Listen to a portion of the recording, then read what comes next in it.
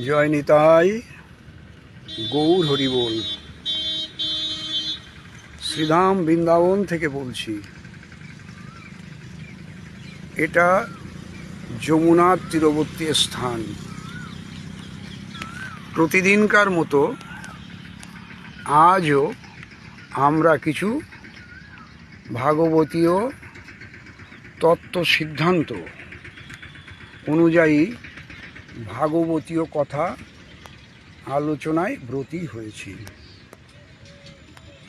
আজকে আমাদের আলোচনার বিষয়টিও কিন্তু খুব সুন্দর। আজকের আলোচনার বিষয়টি হলো সোনা রূপা, যাকে বলে সোনা এবং রূপো। এই সোনা এবং রূপোর ক্ষেত্র কিভাবে তৈরি হয়েছিল, এই সোনা এবং রূপোর ক্ষেত্র কিভাবে তৈরি হলো, এটা আমরা জানব শ্রীমদ্ ভাগবত মহাপুরাণ ব্যাসদেবকৃত তার অষ্টম স্কন্ধ 12 অধ্যায় 32 এবং 33 নম্বর শ্লোক থেকে। 32 এবং 33 নম্বর শ্লোক থেকে আমরা জানি ষষ্ঠ মনু চক্ষু, তার সময়ে এই সমুদ্র মন্থন লীলাটি হয়েছিল। ভগবান শ্রী বিষ্ণু অজিত নামে পরিচিত হয়েছিলেন, অংশ অবতার গ্রহণ করেছিলেন। সেই সময় এই সমুদ্র মন্থন লীলা হলো। দুই পক্ষের যুদ্ধ হলো, দেবতা অসুর। আপনারা জানেন সেই অমৃত নিয়ে।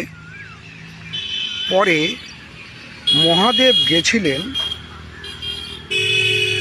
ভগবান যে মোহিনী রূপ দেখিয়ে অসুরদের বিমোহিত করেছিলেন সেই রূপটা দেখার জন্যে মহাদেব গেলেন ভগবানের কাছে। ওইখানে তিনি মোহিনীর রূপ দেখে এমন আকর্ষিত হয়েছিলেন, সেখানকারই এটা ঘটনাটা। কি বলছেন 32 নম্বর শ্লোকে? ঋতুমতী হস্তিনীর পশ্চাৎ ধাবমান মদোন্মত্ত হস্তির মতোই। ঋতুমতী হস্তিনীর পশ্চাৎ ধাবন মদোন্মত্ত হস্তির মতোই তিনি অর্থাৎ মহাদেব মোহিনীর পশ্চাৎ ধাবিত হলেন। ভগবানের মোহিনী রূপ দেখে মহাদেব ওই হস্তিনীর পিছনে যেমন হস্তি দৌড়ায় ঠিক সেইভাবে ধাবিত হলেন। মহাদেবের বীর্য ধারণের ক্ষমতা অসীম হওয়া সত্ত্বেও মোহিনীর মায়ায় তার বীর্যপাত হয়ে গেল। মোহিনীর মায়ায় মহাদেবের বীর্যপাত হয়ে গেল। 32 নম্বর শ্লোক। এবার 33 নম্বর শ্লোক আসুন। ভগবান শঙ্করের বীর্য পৃথিবীতে যেখানে যেখানে পড়েছিল সেখানেই সোনা ও রূপোর ক্ষেত্র তৈরি হলো। তাহলে আপনারা বুঝতে পারলেন এই সোনা এবং রূপোর যে ক্ষেত্র তৈরি হলো সেটা ভগবান শঙ্কর মহাদেবের বীর্য থেকে হয়েছে।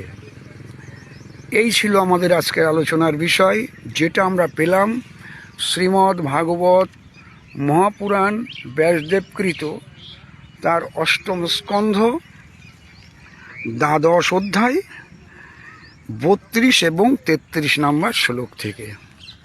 ভিডিওটি ভালো লাগলে আপনারা লাইক, শেয়ার, কমেন্টস করতে পারেন।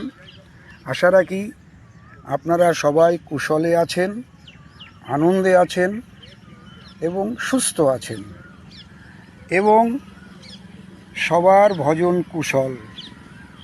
আজ এ পর্যন্তই রাখছি। সবাই ভালো থাকুন, আনন্দে থাকুন, আর শ্রীধাম বৃন্দাবন দর্শন করে পবিত্র হন। জয় নিতাই, গৌর হরি বল, জয় শ্রী রাধে শ্যাম।